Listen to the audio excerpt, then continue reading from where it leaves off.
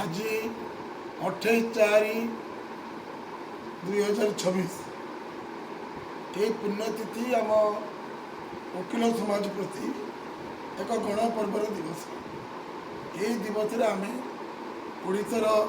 प्रथम ओडिया वकील जन्मदिन उपलक्षे श्रीजुत मधुसूदन दास जन्मदिन उपलक्षे आम सारा लीगल फर्टर्निटी जे रही से आम पालन करुँ सारा ओडिशा। मधुसूदन दास ओडिशार गर्व एवं गौरव, तेणु उत्कल गौरव बोलिक कहुए। मधुसूदन दास जे कि 85 वर्ष जीवन काल मध्य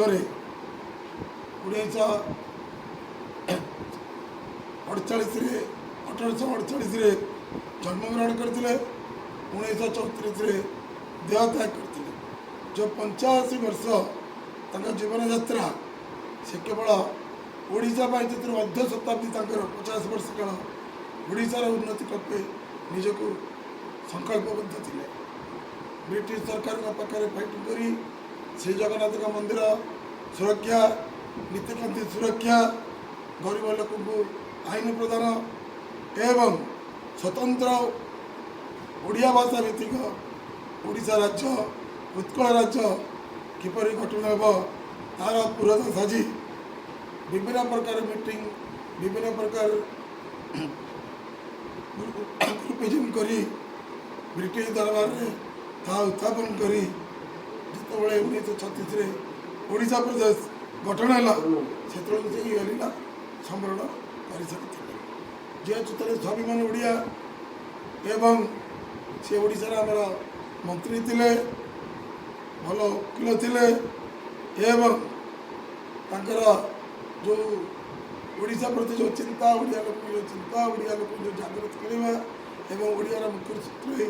समस्त को सामिल कर ओडिया भाषा भित्तिक राज्य गठन करवा ये प्रति गभीर श्रद्धांजलि आज जन्म पुण्यतिथि देवाई आम रायरंगपुर तरफ एक मधुसूदन जयंती ऑन दि एव ऑफ लॉर्ड्स डे आयोजन करा हाईकोर्टर बरण्य वरिष्ठ विचारपति ऑनरेबल श्री जस्टिस कृष्णराम महापात्र मुख्य अतिथि रूपे जोगदे एवं आम सभा कार्य होता। चिराचरित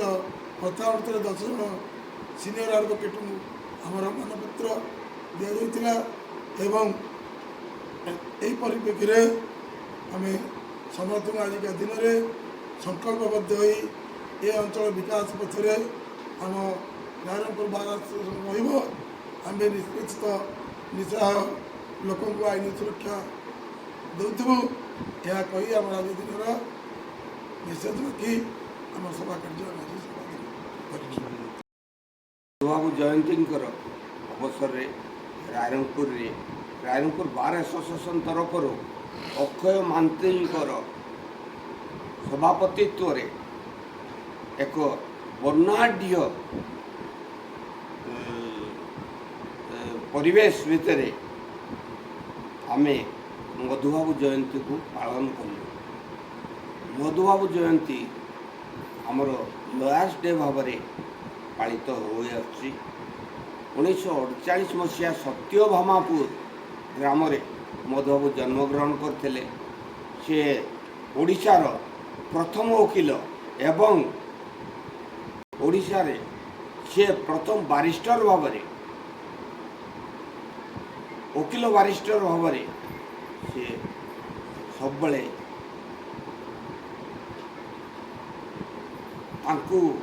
आमे स्मरण करी आसु। आज अक्षय महांती सभापतित्व आमर सभापति अक्षय महांती सभापतित्व आज जो सभा कार्यक्रम आरंभ है पूरा साफल्यमंडित होती कार्यक्रम। तेणु तांको मु अशेष अशेष धन्यवाद देवी। आउ ए मधुबाबू जयंती पालन अवसर रे आमर सबू वरिष्ठ आईनजीवी कनिष्ठ आईनजीवी सहपाठी वृंद समस्ते आज यही सभारे योगदान करी यही सभा को साफल्य मंडित कर समस्त मु प्रथमे धन्यवाद अर्पण करी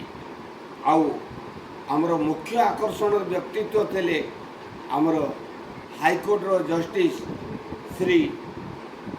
कृष्णराम महापात्र से आसी आमको उद्बोधन देइथिबारु आमे ताको प्रति बहुत कृतज्ञता ज्ञापन करुचु आज सभा को साफल्य मंडित कर सबु वकील बंधु भाई भौणी मान समस्त को मु धन्यवाद अर्पण करी रहूँ।